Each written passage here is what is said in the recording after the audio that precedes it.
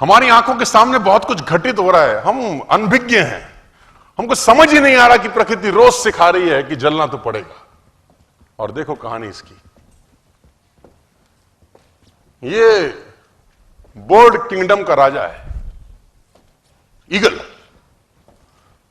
प्रकृति रोज सिखाती है कि if you want to become eagle तो आपको जलना पड़ेगा। 70 साल औसतन उम्र होती है, 70 साल ईगल का उम्र होता है सर। लेकिन इसकी कहानी का ट्विस्ट क्या है, और वो ये है कि 40 साल जब ये हो जाता है तो इसकी जो चोंच है ये बेंड हो जाती है, आगे से सॉफ्ट हो जाती है, शिकार नहीं कर पाता। व्हेन ही रीच 40 इसकी चोंच बेंड हो जाती है, सॉफ्ट हो जाती है, शिकार कर करके शिकार नहीं कर पाता। इसके जो पंख हैं जिससे उड़ता है वो इतने भारी हो जाते हैं कि वो छाती से चिपक जाते हैं, इतने भारी हो जाते हैं कि छाती से चिपक जाते हैं, इसको उड़ने में तकलीफ होती है। इसके जो पैर हैं जिससे झपटा मारता है वो नाखून टेढ़े हो जाते हैं, कर करके 40 साल।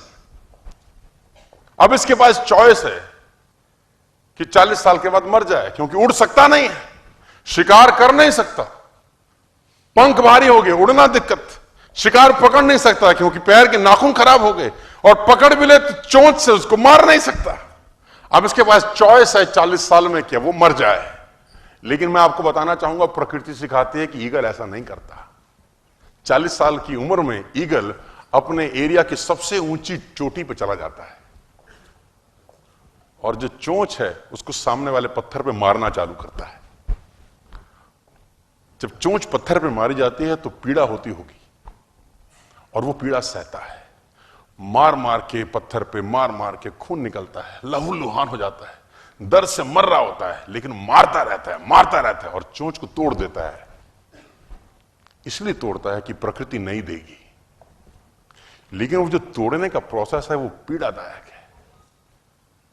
सेम कहानी है, जो पैर के नाखून रहते हैं उसको रगड़ता है शिला के ऊपर, रगड़ के तोड़ देता है उसको।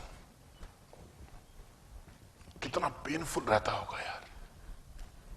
लेकिन हर ईगल की जिंदगी में ऐसा दिन आता है 40 साल। जैसे ही चोंच निकलती है, कहानी यहां खत्म नहीं होती, नई चोंच आती है, फिर वो उस चोंच से अपने परों को तोड़ता है, अपने जिस्म से अपना ही पर उखाड़ता है, क्योंकि वो पर उसके उड़ने के लायक नहीं रहे।